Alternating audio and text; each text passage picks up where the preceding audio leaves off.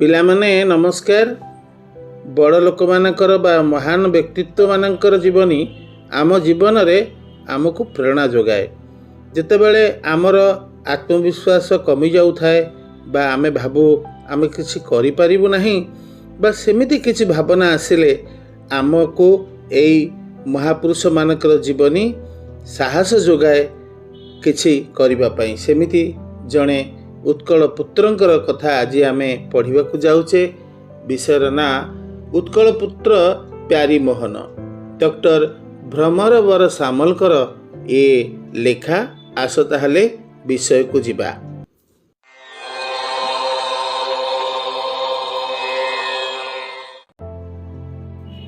आज को प्राय 100 वर्ष तलर कथा। से कालर गोटे पत्रिकार दरखास्त जुत्यान अर्थात जोता मानकर निवेदन नाम व्यंगात्मक लेखाटी प्रकाश पाइला। यह कटक सहरर आवर्जनापूर्ण अपरिष्कृत रास्ता को लक्ष्य करी लेखा जाइथिला। सेतेबेले इंग्रेज माने थिले ए देशर शासनकर्ता। सेमानक मध्यरे एही लेखाटी प्रतिक्रिया सृष्टि कला। तत्कालीन जिला मजिस्ट्रेट एरविंग साहेब अत्यधिक भावरे रागिगले। लेखाटीर प्रकृत लेखक किए बोली खोजा चलिला। जना पड़िला जे लेखक जनक हेउछि कटक कॉलेजर द्वितीय वार्षिक श्रेणीर जन छात्र। सेही कॉलेज रे अध्यक्ष थिले चंडीचरण बाबू। तांको सरकारी निर्देश दियागला उक्त छात्र को कॉलेज रु बहिष्कार करदेबा पाई। चंडीचरण बाबू पिलाटी को निज ऑफिस को डकाई क्षमा मागिबा पाई परामर्श देले, किंतु स्वाधीन चेता निर्भीक छात्रटी एथिरे सम्मत हेला नाही। से दृढ़ कंठरे कहिला, सर जहाँ लिखाई ताहा अक्षर अक्षर सत्य। मु एपरी एक सत्य घटना प्रकाश करी किछि भूल करी नाही। मो पक्षरे एपरी अन्याय क्षमा प्रार्थना करिबा संभव नुहे। पिलाटीर एपरी दृढ़ मनोभाव हेतु शेषरे से कॉलेज रु बहिष्कृत हेला। दृढ़मना व्यक्ति निज सिद्धांत रे अटल रही बहु बाधा विघ्नर सम्मुखीन होइथांती, किंतु सेही दृढ़ता ही तांको परिशेष रे अपूर्व साफल्य आनी देइथाए।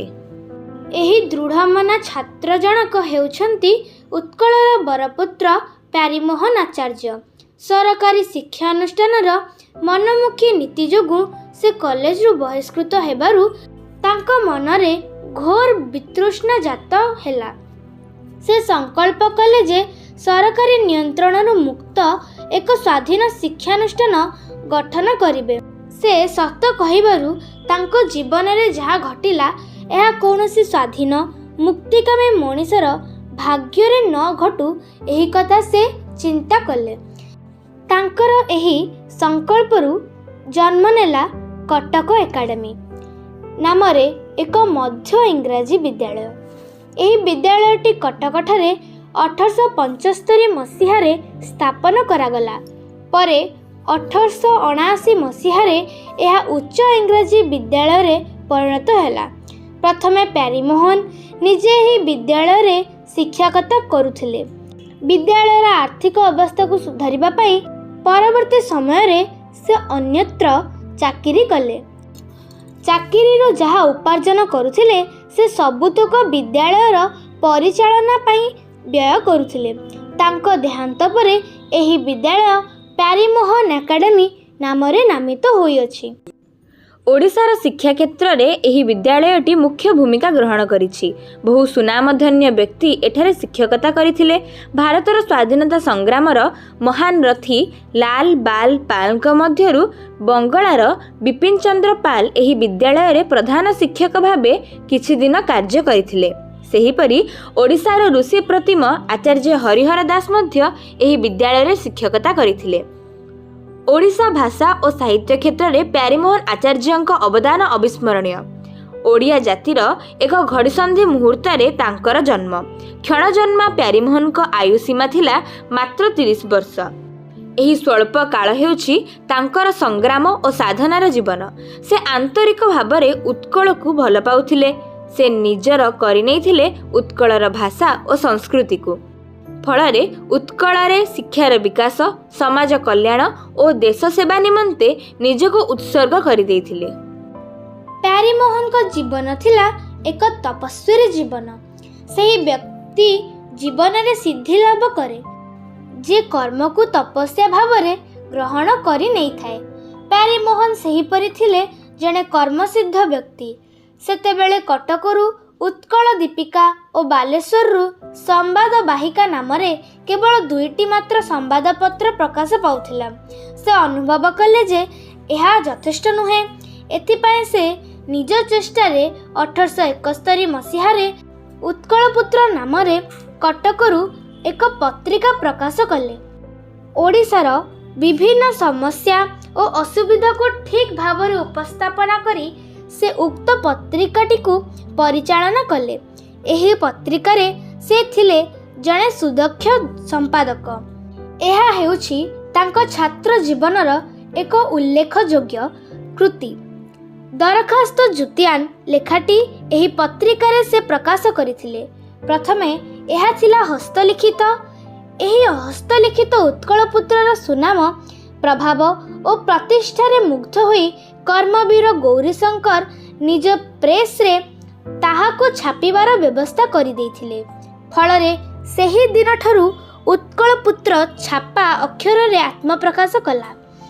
ଏଥିରେ ତରୁଣ ପ୍ୟାରୀମୋହନ ବ୍ରିଟିଶ ଶାସନର ଅନ୍ୟାୟ, ଅବିଚାର ଏବଂ ସେତେବେଳେ ସାମାଜିକ କୁସଂସ୍କାର ବିରୋଧରେ ନିର୍ଭୀକ ଭାବରେ ଲେଖାମାନ ଲେଖୁଥିଲେ।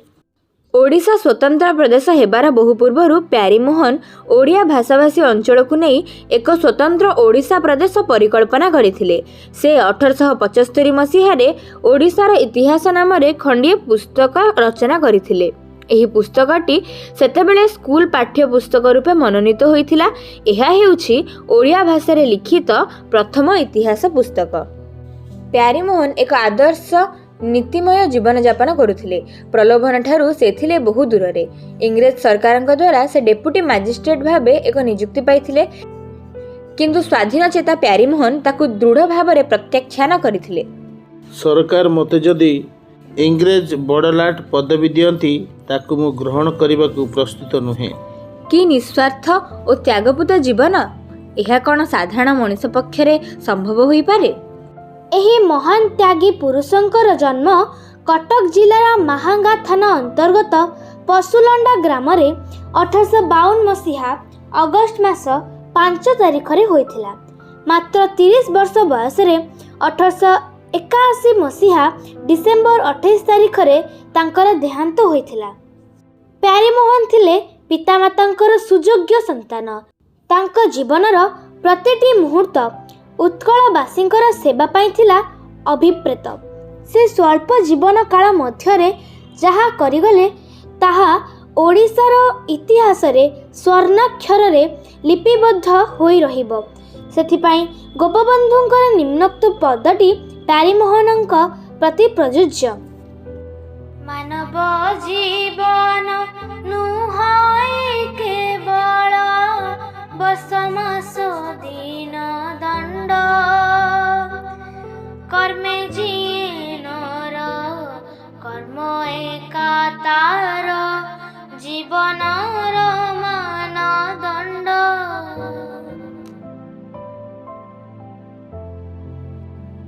ପିଲାମାନେ ବିଷୟ ତ ପଢ଼ିଲ। ଏଇଭଳି ଭାବେ ମହାନ ଆଦର୍ଶ ଜୀବନ ଗୁଡ଼ିକ ପଢ଼ିଲେ ଆମ ମଧ୍ୟରେ ଅନେକ କାର୍ଯ୍ୟ କରିବାର ସାହସ ଓ ପ୍ରେରଣା ନିଶ୍ଚୟ ମିଳିବ। ଆସ ଏଭଳି ମହାନ ବ୍ୟକ୍ତିତ୍ୱମାନଙ୍କ ବିଷୟରେ ଆହୁରି ଅନେକ ପୁସ୍ତକ ପଢ଼ିବା। ଯେତେ ପଢ଼ିବା ସେତେ ଜାଣିବା। ଆଉ ଅପେକ୍ଷା କରିବା ଆଗାମୀ ଭିଡ଼ିଓରେ ଦେଖିବା ଆମର ବହିରେ ଥିବା ପ୍ରଶ୍ନ ଉତ୍ତର। ଏବେ ଉପରେ ଯେଉଁ ଲିଷ୍ଟ ଗୁଡ଼ିକ ଦେଖୁଛ ସେଇ ଚିତ୍ର ଗୁଡ଼ିକ ଆମ ଚ୍ୟାନେଲରେ ମଧ୍ୟ ଯାଉଛି, ଜାଣିଛ ନା ନାହିଁ? ଏହା ଶିଶୁ ମନ୍ଦିରର ପ୍ରଥମରୁ ସପ୍ତମ ଏବଂ ସରକାରୀ ବିଦ୍ୟାଳୟର ମଧ୍ୟ କିଛି ଚିତ୍ର ଆମେ ପଠାଉଛୁ। ତେଣୁ ସାହିତ୍ୟ ଓ ଚିତ୍ରାଙ୍କନ ବିଷୟ ଦେଖିବାକୁ ହେଲେ ଆମ ଚ୍ୟାନେଲକୁ ସବୁବେଳେ ଦେଖୁଥାଅ, ଫଲୋ କରୁଥାଅ, ସବସ୍କ୍ରାଇବ୍ କର, ଆଉ ବହୁତ ବହୁତ ଭଲ ପାଇବା ଦେବ ବୋଲି ଆମେ ଆଶା ରଖିବୁ ନା ନାହିଁ? ତେବେ ତୁମର ବହୁମୂଲ୍ୟ ମତାମତ ଅପେକ୍ଷାରେ ଆଜି ପାଇଁ ରହୁଛୁ। ପରବର୍ତ୍ତୀ ଭିଡ଼ିଓରେ ପୁଣି ଦେଖା ହେବ। ନମସ୍କାର।